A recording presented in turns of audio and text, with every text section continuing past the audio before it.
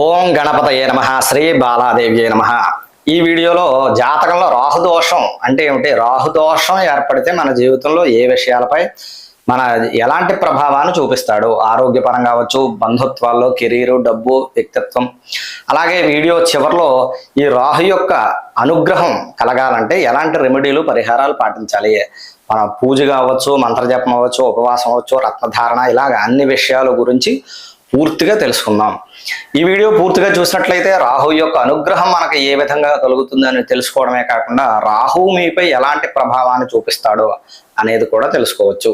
రాహు దోషం అంటే ఏమిటి? రాహువు ఛాయాగ్రహం. జాతకంలో రాహువు 1, 2, 4, 5, 7, 8, 12 స్థానాల్లో ఉంటే, లేదంటే రవి చంద్రుడితో కలిసిన గ్రహణ దోషం, కుజుడితో కలిస్తే అంగారక రాహు దోషం, శనితో కలిస్తే శాపిత దోషం వస్తుంది. ఈ విధంగా రాహు దోషం ఏర్పడుతుంది. దీనివల్ల మన జీవితంలో భ్రమలు, అపోహలు, అకస్మాత్తుగా వచ్చే సమస్యలు, కోర్టు కేసులు, జైలు శిక్ష, విషప్రయోగం, పాముల వల్ల భయం, చర్మ వ్యాధులు, మానసిక అశాంతి, వ్యసనాలు, విదేశీ ప్రయాణాల్లో ఆటంకాలు, పితృదోషం, పూర్వీకుల శాపం. రాహు భౌతిక సుఖాలు, టెక్నాలజీ, రాజకీయాలకు కారకుడు కాబట్టి దోషం ఉంటే ఇవన్నీ దూరం అవుతాయి.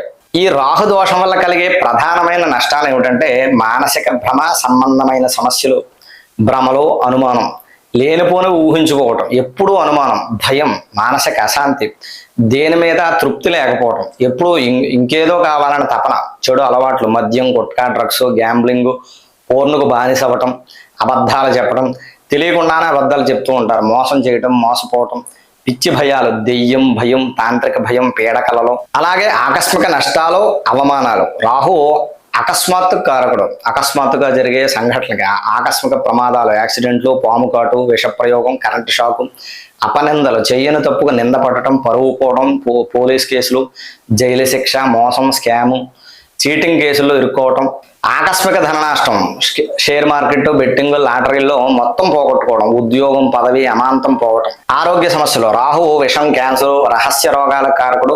విష సంబంధ రోగాలు, ఫుడ్ పాయిజన్, పాము, తేలు కాటు, డ్రగ్ ఓవర్ డోస్ అవ్వటం, చర్మ వ్యాధులు, నయం కాని దద్దుర్లు, సోరియాసిస్, నల్ల మచ్చలు, క్యాన్సర్, ట్యూమర్లు, గుర్తించలేనటువంటి రోగాలు, డాక్టర్లకు కూడా అర్థం కాకపోవటం, మానసిక రోగాలు, హిస్టీరియా, పిచ్చి, బైపోలారు, జీర్ణ సమస్యలు, గ్యాసు, అసిడిటీ, పేగుల్లో పురుగులు, రహస్య వ్యాధులు, సుఖ వ్యాధులు, ఎయిడ్స్. అలాగే కుటుంబ సంబంధ బాంధవ్యాల్లో ఎటువంటి ప్రభావాన్ని చూపిస్తాడంటే తాతకు దూరం అవడం, పితామహుడు ఆస్తి దక్కకపోవడం, తాత యొక్క ఆస్తి దక్కపోవడం, తాతతో విభేదాలు, భార్యాభర్త మోసం, భాగస్వామి మోసం చేయడం, అక్రమ సంబంధాలు, సంతాన సమస్యలు, సంతానం కలక్కపోవడం, పుట్టిన వికలతగా ఉండడం, చెడు అలవాట్లు, ఇంట్లో దెయ్యం భయంగా ఉండడం, ఇంట్లో నెగిటివ్ ఎనర్జీ ఉండడం, తరచూ వస్తువులు పోవటం, గొడవలు, బంధువులు, స్నేహితులు మోసం చేయటం, ఇవన్నీ కూడా పీడన కలిగిస్తాడు. అలాగే మన కెరీరు, విదేశీ వ్యవహారాలు ఎలాంటి ప్రభావాన్ని చూపిస్తాడంటే అడ్డదారి సంపాదన, లంచం, కమిషను, స్మగ్లింగు, చీటింగ్ చేసి సంపాదించాలనే ఆలోచన, రాజకీయాల్లో ఎదురు దెబ్బ, ఎన్నికల్లో ఓడిపోవడం, పదవి పోవడం, కుట్రలు, విదేశాల్లో ఇబ్బందులు, వీసా రిజెక్ట్ అవ్వడం, ఇల్లీగల్గా వెళ్ళి దొరికిపోవడం, విదేశాల్లో జైలు శిక్ష అనుభవించడం, టెక్నాలజీ వల్ల నష్టం అవడం, ఆన్లైన్ మోసాలు, హ్యాకింగ్, ఫోన్ చోరీ అవ్వడం. ఇంకా విశేష దోషాలు ఏమిటి? మన జాతకంలో రాహువు, రవి ఈ కలయిక గ్రహణ దోషంగా చెప్తారు. తండ్రికి గండం, గౌరవం పోవడం, ప్రభుత్వం వల్ల ఇబ్బందులు, కంటి సమస్యలు, రాహుచంద్రుల యొక్క కలయిక గ్రహణ దోషం, మానసిక రోగాలు, తల్లికి కష్టంగా ఉండడం, భయం, డిప్రెషను, గురు రాహువుల యొక్క కలయిక గురు చండాల యోగం, ఇది ధర్మం తప్పడం, సంతానం చెడిపోవడం, గురువులను దూషించడం, రాహు శుక్రుల యొక్క కలయిక అక్రమ సంబంధాలు, వ్యసనాలు, రహస్య రోగాలు, సినిమా మోజులో పడి ఇబ్బందులు పడటం, కాలసర్ప దోషం, రాహుకేతువుల మధ్య అన్ని గ్రహాలు ఉంటే జీవితాంతం కష్టాలుగా ఉండడం, 36 ఏళ్ల తర్వాత బాగుపడటం, ఇవన్నీ కూడా జరుగుతాయి. రాహు దోష నివారణకి శక్తివంతమైన పరిహారాలు ఏమిటి? అన్ని విధాలుగా కూడా చూద్దాం మనం. ముందు నిత్య పూజా పరిహారాలు. దుర్గాదేవి ఆరాధన చాలా మంచిది. రాహుకు అధిదేవత దుర్గా. ప్రతి శనివారం, మంగళవారం దుర్గా సప్తశతి, రాహు కవచం పారాయణం చేయాలి. నీలిరంగు పూలతో పూజించినా చాలా మంచిది. కాలభైరవ పూజ. రాహు భయం పోగొట్టడానికి ఆదివారం రాత్రి కాలభైరవుని పూజించాలి. నాగదేవత యొక్క ఆరాధన. రాహువు సర్పస్వరూపుడు. నాగపంచమి, నాగుల చవితి రోజు నాగదేవతను పూజించి పుట్టలో పాలు పోయాలి. శివుని యొక్క ఆరాధన. రాహువు శివభక్తుడు. ప్రదోష కాలంలో శివుడిని రుద్రాభిషేకం చేస్తే రాహు శాంతిస్తాడు. అలాగే శివ పూజ, రాహుకాలంలో శివుడికి అభిషేకం. శివ పూజ రాహుకాలంలో శివుడికి అభిషేకం, రుద్రాభిషేకం. అలాగే తెలుపు నీలం వాడకం, నీలం రంగు బట్టలు వేసుకోవడం, ఇంట్లో నీలం రంగు వాడటం, మద్యం మాంసం మానేయటం. రాహు బలంగా ఉంటే వ్యసనాలు వదిలివేయాలి, అబద్ధం చెప్పడం మానేయాలి. కాకి కుక్కలకు ఆహారం వేయడం, నల్ల కుక్కలకు రొట్టె, కాకికి అన్నం పెట్టడం. పితృకర్మలు, అమావాస్య రోజు పితృదేవతలకు తర్పణం, అన్నదానం చేయడం ద్వారా కూడా ఇవి ఆచరించిన రాహుగ్రహ దోషం అనేది తొలుగుతుంది. అలాగే మంత్ర జపం, ఏ మంత్రాన్ని జపించడం ద్వారా రాహు యొక్క అనుగ్రహం కలుగుతుంది. బీజాక్షర మంత్రం ఓం బ్రాం బ్రీం బ్రౌం సహ రాహవే నమః ప్రతిరోజు 108 సార్లు జపం చేయడం, నల్ల గంధం మాలతో చేయడం విశేషం. అలాగే ఇది బీజాక్షరం మంత్రం కాబట్టి ఇది చదవగలిగిన వారే చదవాలి, తప్పులు లేకుండా చదవాలి. ఇది చదవలేని వారు రాహు గాయత్రి జపం, రాహు గాయత్రి మంత్రం నీలవర్ణాయ విద్మహే సింహికేశాయ ధీమహి తన్నో రాహు ప్రచోదయాత్ 11 సార్లు. అలాగే నాగమంత్రం ఓం నమో అస్తికాయ 108 సార్లు జపిస్తే సర్పదోషం పోతుంది.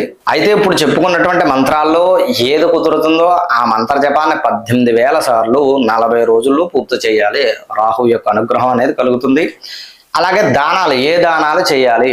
శనివారం నీలం రంగు వస్త్రం, మినువులు, నువ్వుల నూనె, ఇనుము, కంబళి ఇవి దానం చేయడం ద్వారా ఎటువంటి వారికి కుష్ఠరోగులకు, కార్మికులకు ఇవి వీళ్ళ సేవ చేయడం ద్వారా, ఇవి దానంగా ఇవ్వడం ద్వారా రాహుకాలంలో దానం చేస్తే మరీ మంచిది. రాహు యొక్క దోషం అనేది తొలగుతుంది. అలాగే వ్రతం, ఉపవాసం, ఏ వ్రతం చేసినా ఏ ఉపవాసం చేసినా రాహు యొక్క అనుగ్రహం కలుగుతుందంటే రాహుకాల పూజ. ప్రతిరోజు రాహుకాలంలో దుర్గాదేవికి నిమ్మకాయ దీపం వెలిగించిన రాహుగ్రహ దోషం తొలుగుతుంది. 48 రోజులు చేస్తే కోరికలు నెరవేరుతాయి. నాగ చతుర్థి వ్రతం, శ్రావణ మాసంలో శుక్ల చవితి రోజు ఉపవాసం ఉండి నాగదేవతను పూజిస్తే సర్పదోషం అనేది తొలుగుతుంది. దుర్గాష్టమి, ప్రతి నెల అష్టమి రోజు దుర్గాదేవిని కుంకుమార్చన చేసిన రాహుగ్రహ దోషం తొలుగుతుంది. ఏ రత్నం పెట్టుకోవాలి? ధాతు పరిహారం ఏమిటంటే గోమేధికం రాయ 6-8 క్యారెట్ల గోమేధికాన్ని పంచలోహంలో కానీ వెండిలో కానీ చేయించి శనివారం రాహుకాలంలో మధ్య వేలుగు ధరించిన రాహుగ్రహ పీడ తొలుగుతుంది. అయితే పెట్టుకునే ముందు ఇది జాతక పరిశీలన చేయించుకుని అప్పుడు పెట్టుకోవడం మంచిది. అయితే దీనికి ప్రత్యామ్నాయం ఏమిటంటే ఈ రత్నం ధరించలేము అంటే గోమేధికం కుదరకపోతే 8 ముఖాలు కలిగినటువంటి రుద్రాక్ష లేదా శేషం ఉంగరం ధరించిన రాహు యొక్క పీడ తొలుగుతుంది. చెట్టు, ప్రకృతికి సంబంధించినటువంటి పరిహారాలు చూసుకుంటే రావి ప్లస్ వేప చెట్టు పరిహారం. రావి, వేప చెట్లు కలిసి ఉన్న చోట శనివారం పూజ చేస్తే రాహుకేతు దోషాలు 2 తొలుగుతాయి. గరికతోటి గణపతికి గరిక సమర్పిస్తే రాహుదోషం తగ్గుతుంది. గరికను దిండు కింద పెట్టుకుని పడుకుంటే చెడు కళలు అనేవి రావు. అలాగే నాగప్రతిష్ఠ, పితృదోషం, సర్పదోషం ఉంటే గనక, విశేషంగా రాహుదోషం ఉంటే గనక నాగప్రతిష్ఠ చేయించడం ద్వారా, అలాగే శ్రీకాళహస్తిలో రాహుకేతు పూజ చేయించుకోవడం ద్వారా ఈ రాహుగ్రహ కేతుగ్రహ పీడలు తొలుగుతాయి. రాహుదోషం ఉన్నప్పుడు మన జీవన శైలి, ప్రవర్తన ఏ విధంగా ఉండాలి? పితృదేవతల యొక్క ఆరాధన మానకూడదు. రాహు పితృదేవతలను సూచిస్తాడు. అమావాస్య రోజు పితృ తర్పణం వదలాలి. పెద్దలను, తాతలను, ముత్తాతలను గౌరవించాలి. వాళ్ళ యొక్క ఆశీర్వాదం ఎప్పుడూ మనకు ఉండాలి. వ్యసనాలు మానాలి. రాహువు మత్తుకు, వ్యసనాలకి కారకుడు. మద్యం, సిగరెట్టు, గుట్కా మానేస్తే రాహుదోషం సగం పోయినట్టే. అబద్ధాలు మానాలి. రాహువు మాయకు కారకుడు. మోసం, అబద్ధం, కుట్ర ఇవి చేస్తే రాహువు కఠినంగా శిక్షిస్తాడు. ఇంకా దోషం ఎక్కువ అవుతుంది. నిజాయితీగా ఉండాలి. నైరుతి దిశ, ఇంట్లో నైరుతి మూలను రాహువు సూచిస్తాడు.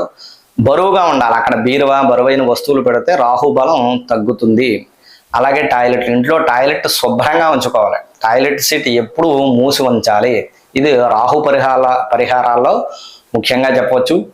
నీలం, గోధుమ రంగు, బుధవారం, శనివారం నీలం లేదా ముదురు రంగు బట్టలు వేసుకోవడం ద్వారా కూడా రాహు యొక్క అనుగ్రహం అనేది కలుగుతుంది. ఆహార నియమాలు ఏమిటి? తినాల్సినవి ఏమిటి?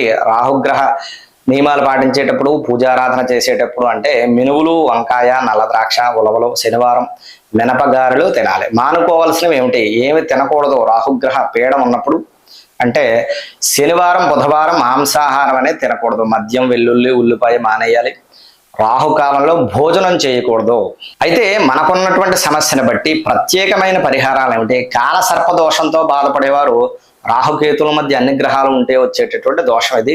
దీనికి శ్రీకాళహస్తి త్రయంబకేశ్వర్లో సర్పశాంతి చేయించుకోవడం మంచిది, నాగప్రతిష్ఠ చేసుకున్న మంచిది.